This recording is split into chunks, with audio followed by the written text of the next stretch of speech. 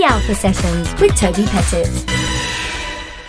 Hi everyone, welcome to Alpha Sessions. Today we have the wonderful Scott Magnus with us. How are you doing, Scott? You all right? Very well, all the better for being here on this in this interview with you. Cool, we're really excited to have you. How did you decide to become a musician? What made you decide to pursue that? Because before you were an actor and a model, what has made you decide to kind of go down like the music route professionally? Well, I feel like in life I've tried so many things. I mean, obviously I did music from a young age. Started learning the guitar from the age of 11 and writing songs from the age of 15. And I've tried so many different things, salesman and waiter, so many different kind of jobs. And I went to drama school. It was always a goal of mine to go to drama school. And then I got, a good agent and stuff. I had an acting career for a while. And, people say, well, you've got the dream. That's surely what you wanted. But for me personally, something was missing. My heart wasn't quite in it. And I got the sense that I'm not quite, this isn't really my calling. This isn't not quite cut out for this. Like, it's not allowing me the freedom I want, the creativity I want. I'm not quite happy, I was still songwriting alongside this all the time, doing open mics and stuff. And then a friend was in I think it was just a bar and someone was playing guitar and says, oh, but I bet you wish you was doing that. And at the time, I was kind of coming out of a rut, not really knowing what to do with my life. But I'd had a bit of success because I just started like putting myself out there a bit online doing like comedy videos. And thought, well, I was getting more confident in myself. And I thought, well, the comedy, that's working well, but it's not quite there. And why not try it again? Why not try it? And, even though slightly later in life to actually decide, right, this is my career, I don't think it matters because it doesn't matter. Since that point, everything's just fallen into place. I'm absolutely loving it. I've just been obsessed and relentless, and everything. Yeah, I found my calling. Yeah, that's really cool. And I'm really excited to talk to you about your 6-track EP. Well, actually, it might be 7 tracks. Oh, is it 7? Yeah. Okay. Yeah. Well, that's actually one question I was going to ask you. So you've released a couple of tracks so far that I want to talk about in a second, but how did you decide what tracks to go on the EP? What kind of themes are coming out of it? Can you just tell us a little bit more about that? Yeah. So, I mentioned earlier that I was, a couple of years ago, I was in a bit of a rut.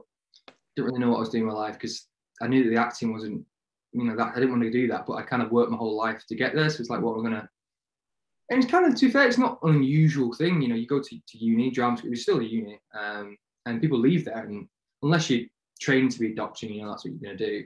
Sometimes people don't. They have a bit of an existential crisis. What am I going to do with my life? I think a lot of people, experience depression and stuff after uni. They don't know what they're going to do.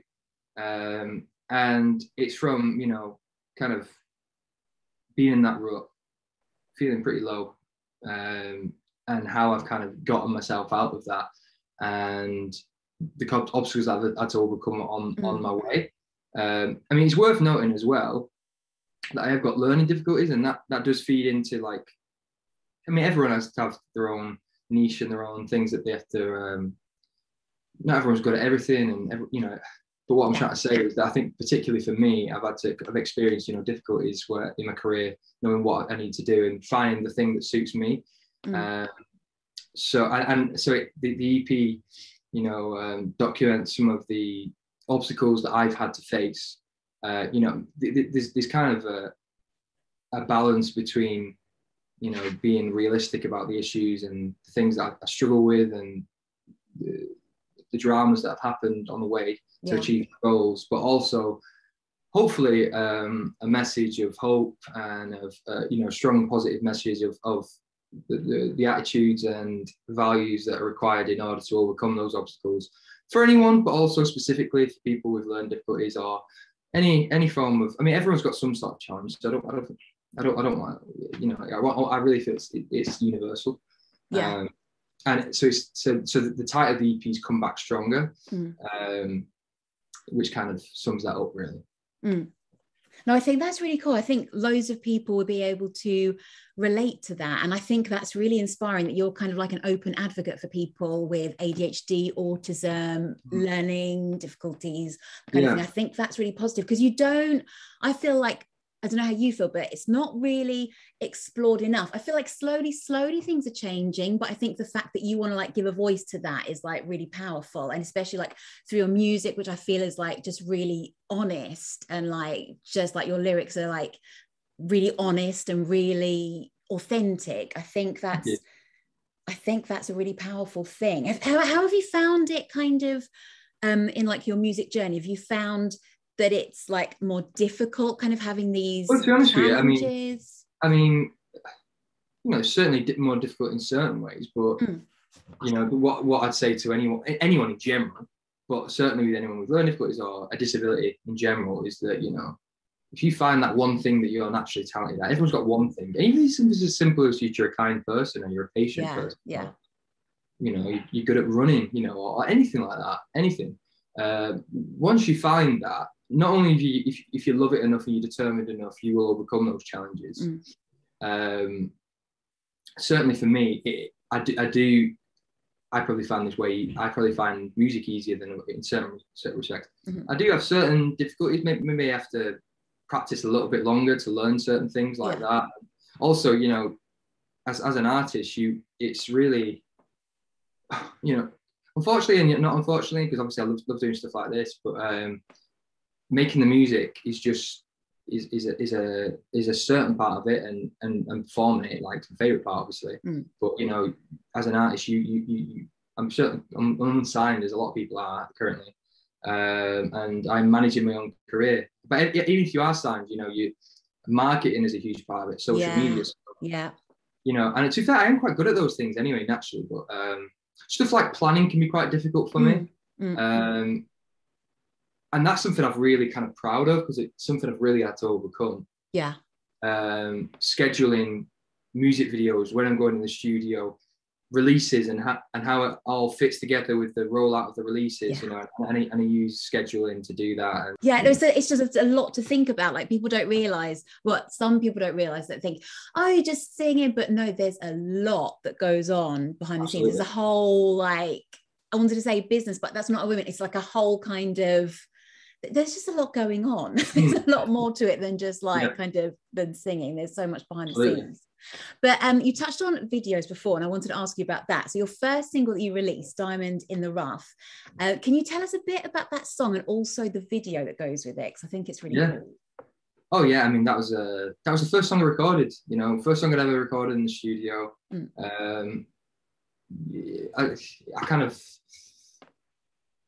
I wanted to really impress people with the first song, so it's quite technically on the guitar. It's quite I think it's quite technical, and and yeah, I mean, I think I'm quite vulnerable on it as well. The inspiration behind the song was, I don't know, I kind of held on to maybe a bit of insecurity for quite a while, even though I progressed from that point. I told you I was in a rut. I think I'd kept some of the, I wasn't as bad as traumas, but, you know, like things that kind of stuck with me, that I kind of had to deal with. And then one day, it kind of, something triggered it at work. And because I'm quite a stoic person, I'm not particularly emotional, but I think something triggered it. And then, and it all kind of came out as I was writing the song, really. But it wasn't just like the song's like empowering as much as it is kind of, I don't know, it expresses, I feel, things from guilt to insecurity to, like, I don't know, to hope, you know. I think there's quite a lot in there, to shame in there. And, you know, these are things that men don't talk about often, you know, things of shame. But I think that's what music can do. That's why I don't pull my punches with any, I don't like being just like moaning just for the sake of it, or emotional for the sake. I try to just be real with what I'm writing. I'm off on a tangent with regards to it's cool. Tell me about the video, because the video is really cool.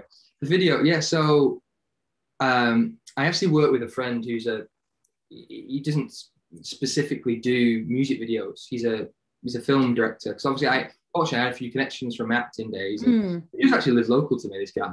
And I knew that he was extremely talented. We'd actually done a comedy video a while ago, and that was really well received. And I also worked with another friend who's like, I do a lot of photography with, and he's a cinematographer. And I worked with an actress who I knew, because I went to Oldham Theatre Workshop. Yeah. And I knew I got on with her really well, and she was a good actress, and I knew she was reliable. So the music video itself is, I mean, a lot of videos, some videos are like this, but it wasn't your average video, you just like singing, and you know, it was almost like a short film. Yeah.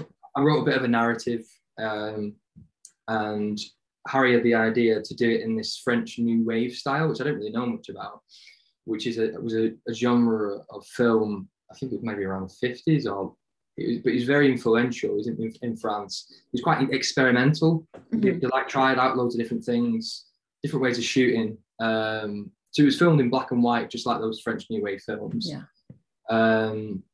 We had a bit of a story, like a bit of drama with shooting it, believe it or not. We actually shot the whole, well, pretty much all of it. And we came back to the car. Oh no, I think we drove to another car park in Manchester, right? And we left, we probably shouldn't have done, but it was still safe. It was all locked up. And we left some of the stuff, the cameras and stuff in the car. My friend's camera that he filmed everything on. We went for a drink, wasn't it? Came back to the car. The car was smashed open. Oh, yeah. God. Yeah. So it was my friend's car whose camera it was a cameraman's car. So yeah, it was all smashed open. We just couldn't believe it. And all of his cameras were stolen. So the main thing, I mean, obviously we lost all the footage, which was annoying, but it was even more annoying that my friend's car, it was annoying for him. It was terrible for him because he lost his livelihood, you know? Yeah. I mean, and then you had to record it all over again. So you had to record it all over again. Yeah.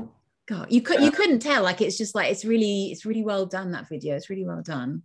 Yeah. Well, I mean, I hate to, it's a bad thing to get silver lining from, but I suppose it was a bit of a practice that first time. Yeah. You know? Yes. Yeah.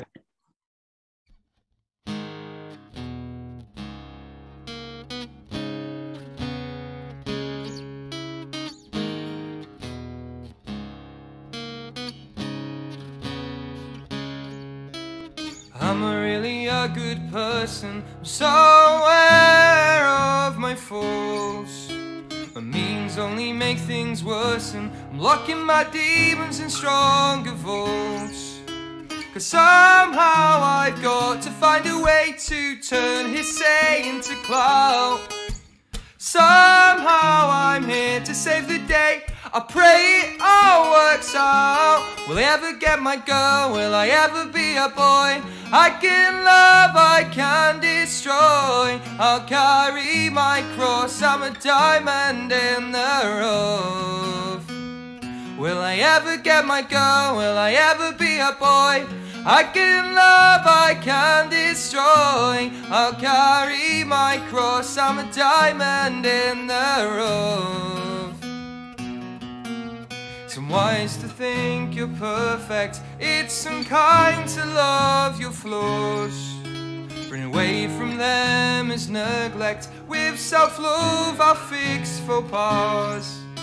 Cause somehow I've got to find a way to turn his say into clout. Somehow I'm here to save the day. I pray it all works out. Will I ever get my girl? Will I ever be a boy? I can love, I can destroy. I'll carry my cross, I'm a diamond in the rough. Will I ever get my girl? Will I ever be a boy? I can love, I can destroy. I'll carry my cross, I'm a diamond in the rough. The Alpha Sessions with Tobie Pettitt. And what's the reaction been to you releasing this music? Have you had like a really positive reaction? Absolutely, yeah. I mean, yeah, tons of people have shared it and messaged me and reached out and said that they really enjoy it. They really resonated with it, you know, which is just awesome. Yeah. It's that people yeah, people have, the reaction to it's been awesome. And the production on your songs I really love. And I wanted to ask you, you collaborate with a producer, Tingy. How did that collaboration come around? Like, how did you guys meet each other and decide to like start working together? Yeah, so I found him online really. Just on Instagram. And I'm so lucky to have come across him, because I don't think there are many, because I mean, he does work with a variety of genres. He predominantly works in hip hop. And I don't know that there are many, certainly, I mean, in Britain, there are probably a few, but who work in the way that he does, that it just suits me so well. Because we can have the as you can see here in my songs, there's that kind of balance between beats and trap and hyperpop, cool production genres, but then also the singer-songwriter side of things is more indie and stuff. So it's kind of and it's because I can actually go there and I record live instruments, guitars, vocals and synths and stuff. So I was really fortunate to have found that connection with it. So we work really well together. Yeah. And do you kind of come to the studio with like ideas and then he'll kind of like collaborate, or do you find like he's kind of like, how much influence does he have? Yeah, so I write a song, I make a demo. I can produce a fair bit myself, enough to arrange the song, compose it. Yeah. But he really works as a collaborator on the production side of things, you know, recording it to a really great level. He has ideas in terms of the overall sound, and we'll adapt some of the ideas that I've had, take out what's not so good, but it's good, and add more. And he's the main thing he adds or offers, which I don't, is more the beat side of thing and the pushing. Yeah, he's really great. He also mixes and masters it. He's awesome to work with. Yeah. And you've got a single coming out soon, Lone Wolf. Can you tell us a bit about what's that about? What's the idea? And are you going to do a video for that one? I've done like little clip videos for it. I think my next one, I'm going to have a music video for the next one. I've like, with every song I do at least do a little video, just to like, I've done it for like a teaser. I've done it for, just so it's not just like I just release a song with the artwork. There's always some sort of visual thing for people to attach to. That's nice, yeah. To be honest with you, I can't always afford to do a music video of the quality that I want. I could do a music video for everything, but to do a music video for every single song at the level I want to do, that's why I'm going to do one for the next one. I think the one after, but not for this one. This song was written after finishing drama school, and I was still at my accommodation. So the drama school was in, you know, it's not too far from Brockley, you know. Okay. Do you know what? We're not, even though, like, because we do this on like behalf of Radio Brockley, it's like Brockley is it's named after Brockley Hill, which is Stanmore, northwest London, not South London. So yeah, it throws people off that one. Oh really? Right, I see. But yeah, it's not that far away. Well, I suppose it's not that far anyway. Yeah. Sidcup is like on the border of London and Kent. Yeah. It's Rose Bruford. So I was there like kind of just on my own for a while, and more or less everyone had gone. Everyone like deserted it. Yeah. So I was just I kind of done quite well at drama school, but I kind of realised that I don't know, that like I was just completely alone. I didn't really know where I was going. I kind of, because in order to get by, and like I managed to get first. I did really well. I think I did it partly by like I'm obsessed with my music, but because I'm not quite cut out for the acting, like in order to sort of achieve the standards that I wanted to do with it, it meant that I had to like work alone for like stupid levels in order to like remember the lines. I was literally up till like 1 a.m. every night. It was like unhealthy in order to do it, and that meant that often, you know, my mates they'd have finished by 8 o'clock doing their work at the latest, you know, 7 o'clock something, and then they'd be watching TV, socializing. But I hadn't. I mean, I'm crazy. I've got a crazy work ethic anyway, but like not that crazy. I think because I was doing something I wasn't quite cut out for. Yeah. My memory. it kind of alienated me a little bit. So it's about that. It's about the positive sides of introversion and going your own way and you're taking your own path. But then it's also feeling like you're missing home, missing family, and the downsides of it as well. And then trying to find a balance of, I wanted to find a balance of the two, basically. Yeah. But do you think like having done like drama school, it's kind of helped you or like made some kind of impact on like your singing career? Yeah, I do. The style of acting that I feel like I do best, and which more or less incorporates into acting, like the stuff I do like on social media, like sometimes I do comedy sketches or just talking to the camera or whatever, is like comedy, like improv, or and I feel like that helps. A big thing that helps with the music wise, like I was in the studio the other day, and like technique is important to me, but really a lot of what it comes down to, the technique will come through this, is connecting to the emotion and being able to tell the story, and being able to tell it with a technique, and so things like that. And then also like, because we work so like routinely, like with breath, like constantly developing our almost like lung capacity to be able to, be on stage. Like, I've worked with singing teachers who have said that you've got such a big lung capacity, you're able to control your breath, which really helps with singing. I'll do things that perhaps, I just have an ability with my voice with some great voice tutors. Tess Dignan, if she's watching, she's amazing. P. Welsh, they were great, and things such as your articulation when you speak and being well heard, things like that, and the discipline side of things and all that. Yeah, it definitely helps.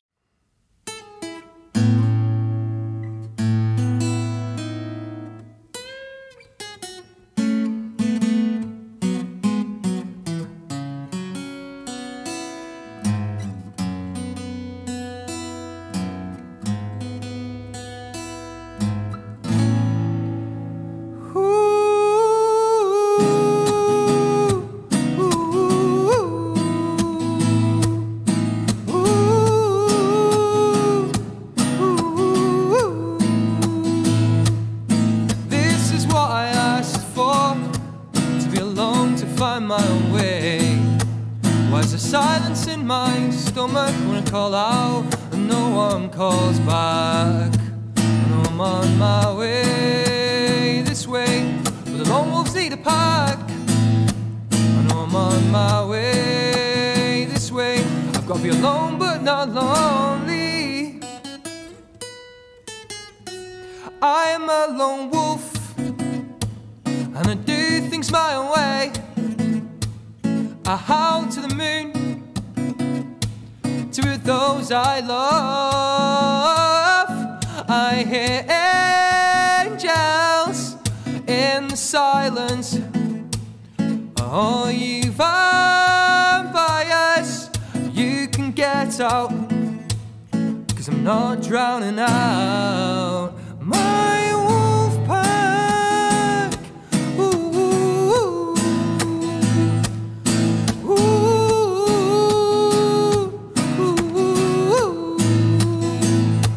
I feel good in the mirror, even with no one there. I barely check my social media, 'cause in my heart I care. I know I'm on my way this way. It's more precious than my stare. When I see your face, we will truly be there.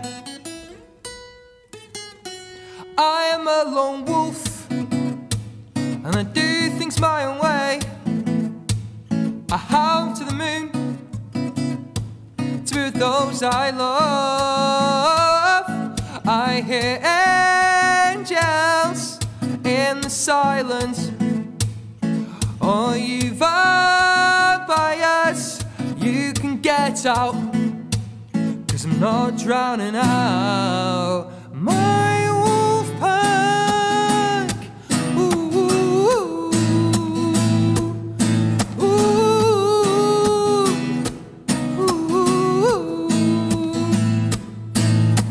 It's just me and the sea and nothing more.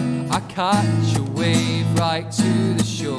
But if I were to fall off my board, would you see me? Oh, I'm a lone wolf. The Alpha Sessions with Tobie Pettitt. And you know what I find really interesting about your music, and I really like, is that you've kept like your accent when you're singing, because so many people just like by default, like even thinking about it, you go into like this American kind of accent, but you've kept your like Manchester accent, which I love. Was that a conscious decision or not? I don't know. It just, I mean, I'm actually quite good with accents, although I do think it'd sound, for me to do an American accent, I think it'd sound a bit corny.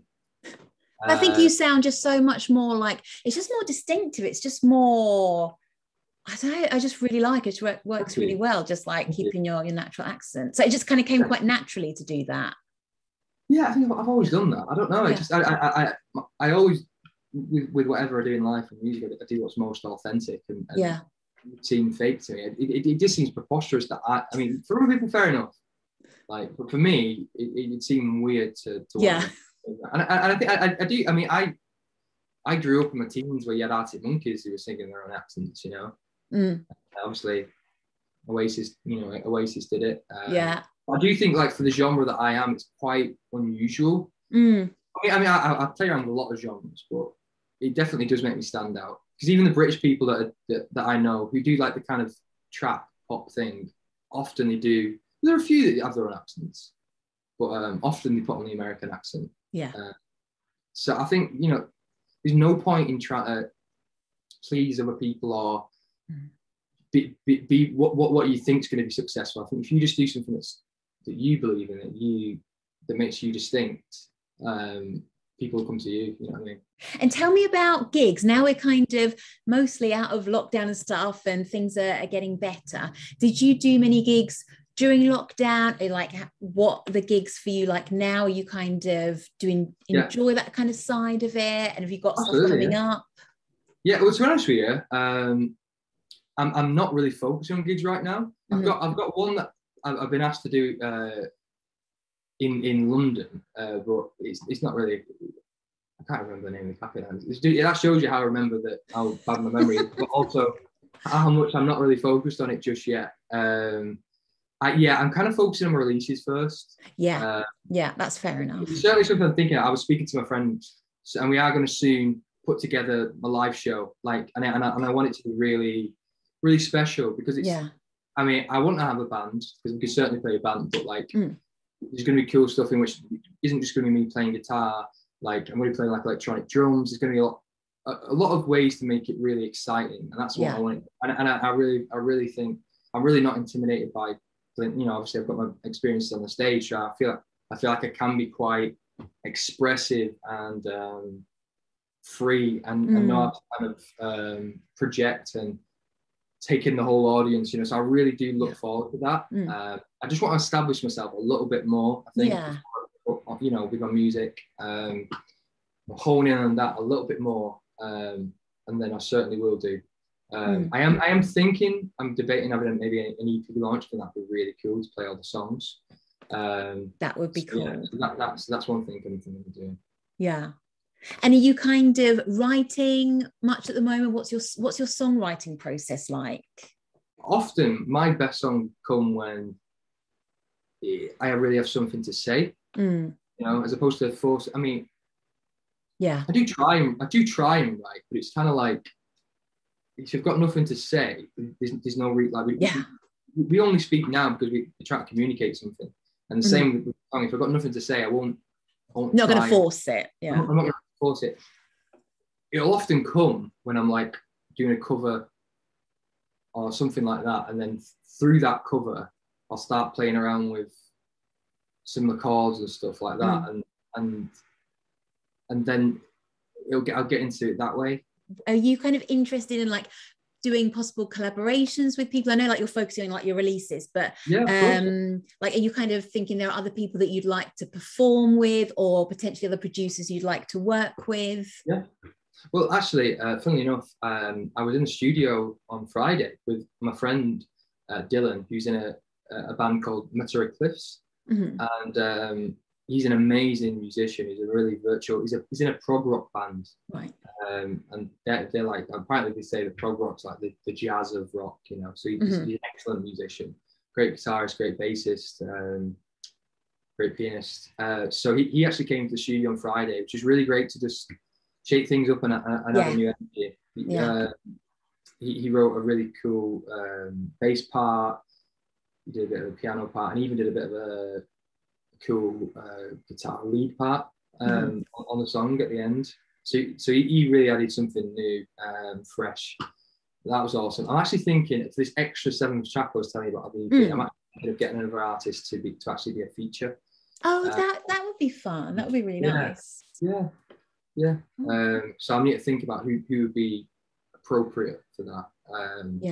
I've already started writing the song. It would be finding the part of the song that would be right for them and what have you. Yeah. Oh, that's exciting. That's really cool. Excellent. So where can people find you? So Lone Wolf is coming out soon, EP, more tracks is coming out soon, but where can people follow you, stream you? Do you want to like give us all your info and handles? Yeah.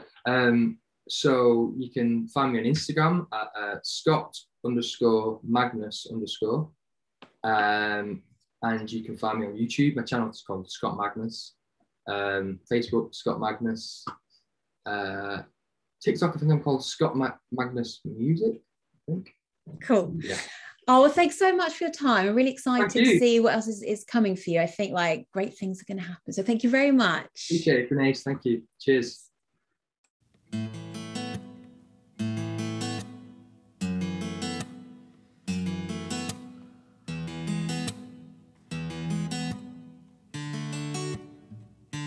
I'm back on the road again, feeling stronger and wiser than before.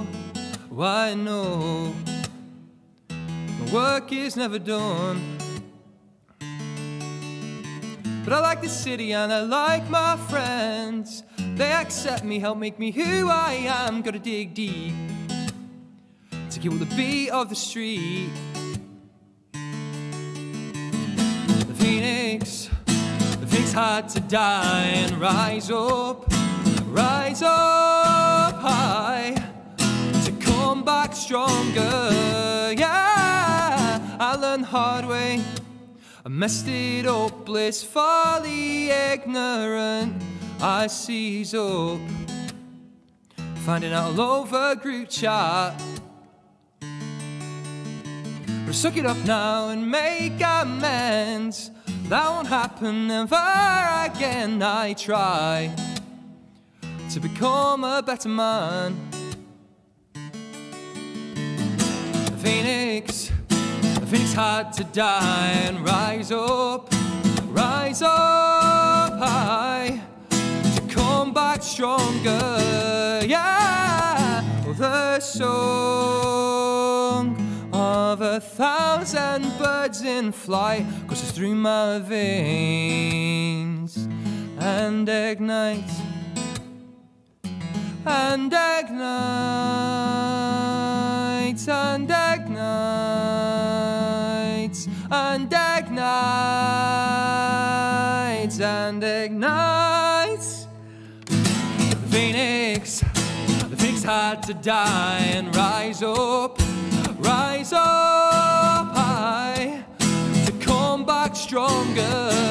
Yeah, oh, I'm tidying my room and I'm planning for the future. I've got pictures of you, but that's not my only treasure. The road is where the gold is.